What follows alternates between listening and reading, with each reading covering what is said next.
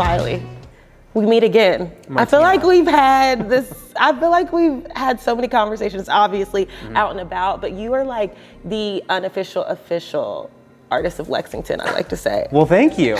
I do a lot of paintings here, that's for sure. Did you ever see, first and foremost, did you ever see your life being this? Have you always wanted to be an artist, or? No, I was supposed to be back there working the camera. Yeah. That was my degree in college, was like broadcasting. Yes, we talked about this. And what made you get into art? I didn't like it. I didn't like broadcasting. I don't like your job. I love my job. No, because you're so good at it. I was not very good at it. I couldn't even work the switchboards, and I was like, this isn't for me. But while I was in college, I did so much chalk art. I love doing street art. Never thinking that would be my career one day, but once I graduated, I was like, I think my following on social media is for chalk art. I think I've got something here, so I just kind of went with that, and it turned into murals. I know. I mean, we love to walk down in downtown Lexington and be like, that's Wylie's, or we'll go to the Grove and we're like, just even some of the little rabbits that you've painted, like, you always have a way, we know your artwork, right? Like, as soon as you see it, what has been the inspiration in kind of defining who Wylie is as an artist? I think there was one day where I was just painting for myself. When I started painting murals, I was doing logos and like business names and whatever clients needed. But then one day I just decided I really need to start designing my own stuff and just challenging myself with that aspect of art. And I was in my apartment one day, and long story, but I didn't have a lease, and I was mad at my landlord, so I painted the walls in my apartment, and I painted these like blue roses. And oh yes, the famous blue roses. We are going to dive into that because I mean, if everybody knows The Devil Wears Prada. Yeah, so it's like I want to paint something fun and based off this movie, The Devil Wears Prada. So I painted these cerulean roses and put it on TikTok, and 6 million views later, it became like my most notable piece of art. And I've used those roses in a million things, and I've used that style, which I call organic repetition, where I just repeat organic shapes and florals and whatever. So I think that's kind of been how I've found my own signature style. Yeah, speaking of the roses, these roses have ended up everywhere, and not just in Lexington. I mean, it has really transcended, just not even just nationally, internationally. So much so, where have we been? The Grammys? They've been to the Grammys, very heavily featured for the 150th Kentucky Derby. Gosh, everywhere. It's kind of crazy. It's kind of stupid, actually. No, it's amazing. And all these activations that Woodford Reserve, because, has done. So I've seen your roses in Chicago for the 150th Woodford Reserve activation. In Charlotte, I've seen them in so many places. So how did that even come about? I was painting these roses on Woodford Reserve bottles. Just for fun, they were like my party gift. Yeah. Like if we were going somewhere nice, we wanted to give a host something, or someone's birthday, I'd like paint these roses on these Woodford Reserve bottles, and people really liked it. And it was really just this simple thing that I did. And then I started making videos of me painting on these bottles, which I guess put me on the radar of Woodford Reserve, because January of like 2022, they reached out and were like, we're planning early for the 150th Kentucky Derby. We would love potentially you to do some artwork. Would you be interested? And I was like, okay, that sounds cool. I don't like. But you didn't know what the artwork, where it was going to be placed. No, I thought like, oh, they like want a painting that they'll like hang in their suite at church. I don't know. And then they followed up with another email saying, so it's for the 150th Kentucky Derby, like the official artwork for both Churchill Downs and Woodford Reserve. Oh my goodness. I said, oh, this is a big deal. This is a big deal. And I asked, like, how did you guys find me? And they're like, well, you've been on our radar for a long time, but painting those bottles is what kind of really, put you over the edge and brought you into this interview. And I'm like, oh, sick. Yeah, it's. But I had no plan. I didn't even know that was a thing that they did, was hiring an artist for the Derby. I didn't know about it, but here I am doing it. So. I mean, I actually had a meeting with Woodford Reserve last year, and they were like going over their PR marketing plans leading up to 150th, because obviously they're in the bluegrass region, so we have a good relationship. But they revealed the artwork, and I kid you not, Mary Quinn, me, and Leslie all looked at each other and like, Wylie, that's Wylie, right? Oh, really? Yes, because they didn't tell us who the artist was. They just revealed the bottle. We were like, that's Wylie, because if it wasn't, I was about to. Yeah, he stole my rose. I was about to send a cease and desist on your behalf. But speaking of like, you know, not even really understanding sometimes you do things and you just don't understand the huge impact. And one of those being is like, I know you're not super into sports, but everybody has been talking about the court design that you did for Big Blue Nation, for UK and Big Blue Madness. Tell us about that. Yeah, that was another just like random email that I got that I didn't think would be like this big thing, but they like got this big light up LED glass court, and 2 weeks before Big Blue Madness, they reached out and they were like, we want like some local art to be, you know, projected onto the court for the teams to play a scrimmage on. I was like, and me? You want me to do it? Yeah. Like, I didn't go to UK, I don't really follow sports, but yeah, of course, this sounds cool. Yeah. I was like, so when I was designing that, and there was a quick turnaround. I was like, okay. I had limited time to do research, but I'm like, I think I could paint a cool wildcat. Yeah. Animals are something I'm cool with, and I'll put my own, you know, flair on it. Sent that in, and next thing you know, they put it on the court and they were playing on it, and. But like, not only did you do that, you also released a whole line. I mean, I did. I bought items for it, and I'm like wearing them. Oh my gosh! Like everybody's just like, where'd you get that jersey? I'm like, Wylie. I felt like the cool kid. The first day they showed me the court. It was like for a run through of the event. I realized the you know, proportion of this job and how big and like the audience that's going to see this. I was like, maybe I should like capitalize on this a little bit. And put this on a hoodie and a jersey and like just see what just put on my website, not really even talk about it really. Then the court happened, Big Blue Madness happened, and everyone was going crazy about this new court and my artwork on it. And then these hoodies were selling like hotcakes. Yeah. Thank you for wearing it to the game the other day. That jersey. Oh my gosh, awesome so many people were like taking pictures. Somebody's like, I'm gonna buy it for my son's Christmas. He's been one. We love Wylie. Like it was just like, I gotta get you to one of the games so people. I really feel like I finessed Lexington. I'm like. You didn't know everything about sports. I love sports.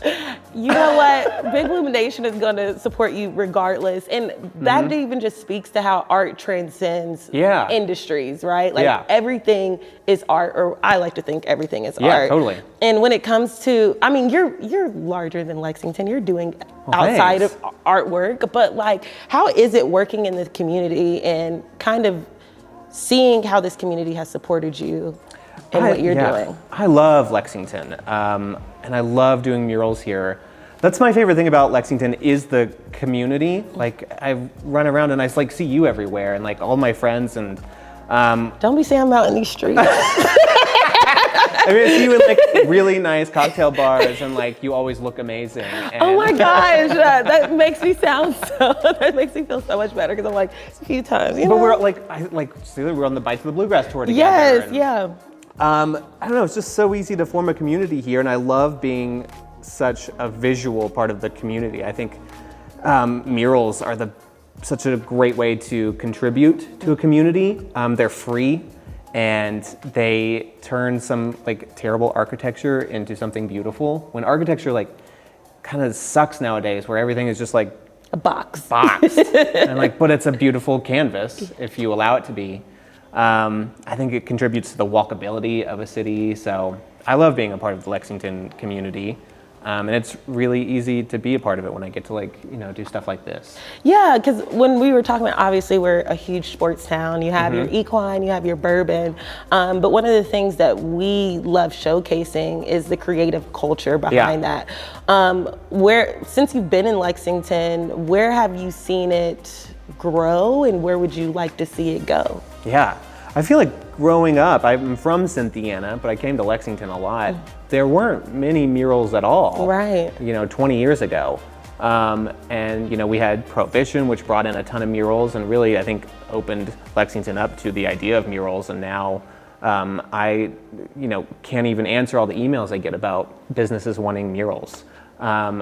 So I hope that trend continues forever. I think murals lend themselves to so many different things. Just more art in Lexington forever, I hope, is where we go. I hope so. We have like over 100 murals right now. Yeah. We have like a mural challenge on our website, and you'd be surprised how when we looked at the numbers, just even across Kentucky and when it comes to visitors, how many people are interested in arts and history. I think that's like the third or fourth reason why people come to the state. That's amazing. Yeah, so when it comes to, what has been your biggest inspiration in becoming an artist?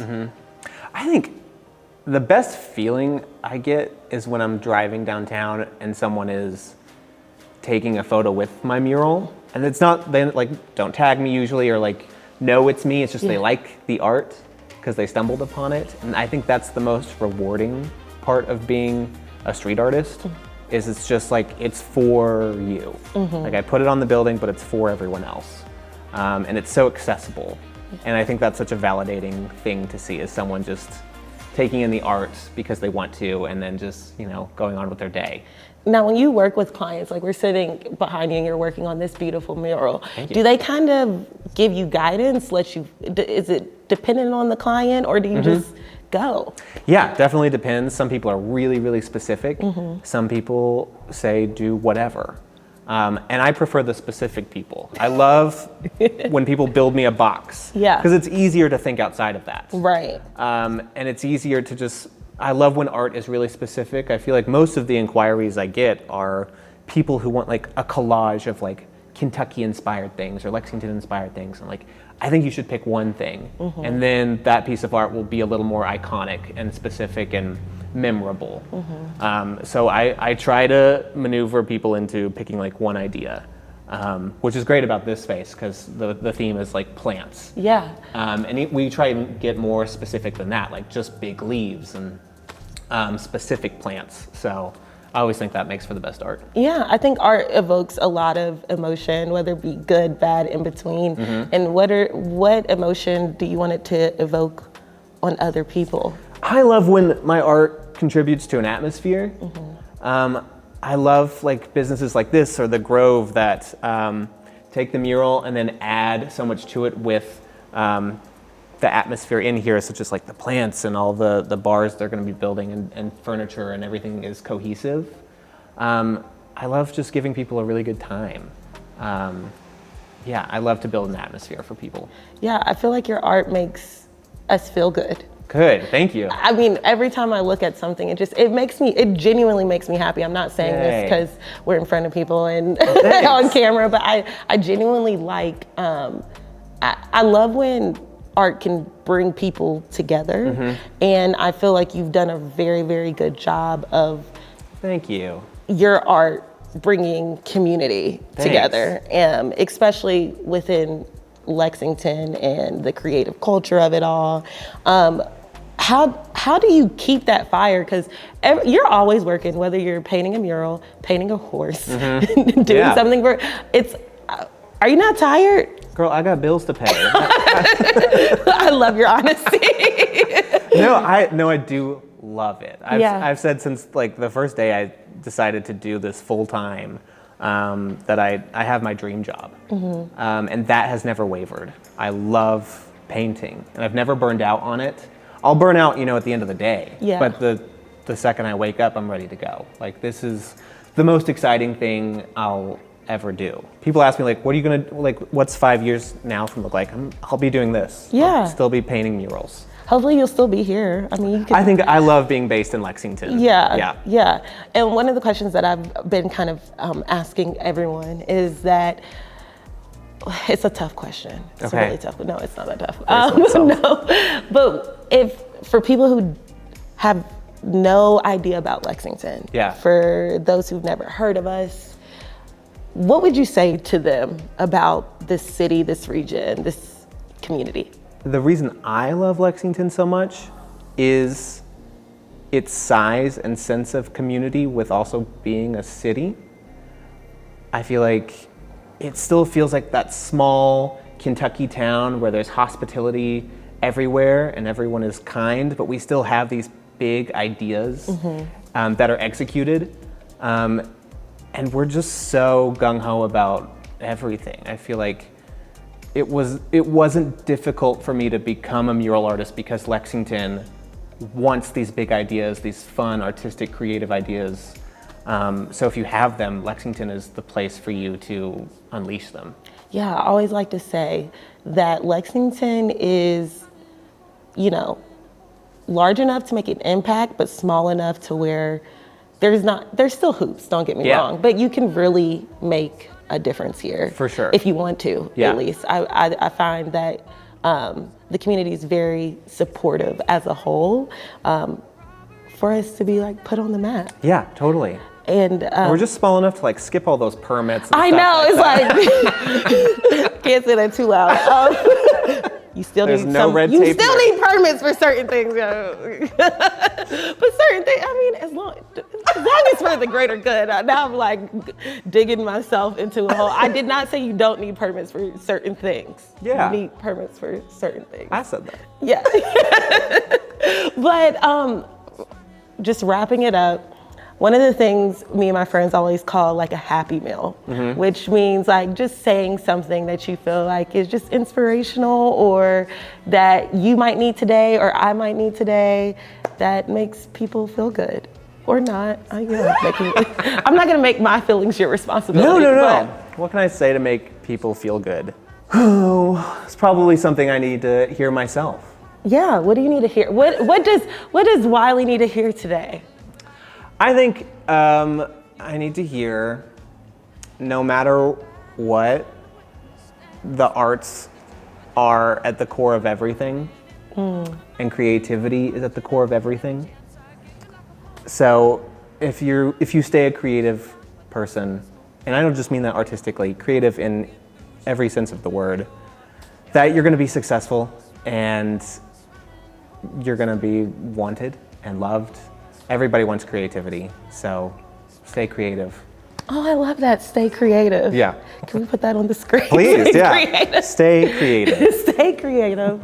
Well, thank you so much, Wylie. I really appreciate you. Thank sitting you. down I and having appreciate this conversation. You can get back to work. I'll just watch you. Yeah, get while out of you here. do I have work to do. I know. Martina. Well, dang. All right. Oh. No, thanks. Thank you. I could have made it out alive with the love we had, but it's all gone bad and I won't come back, baby, ain't that sad?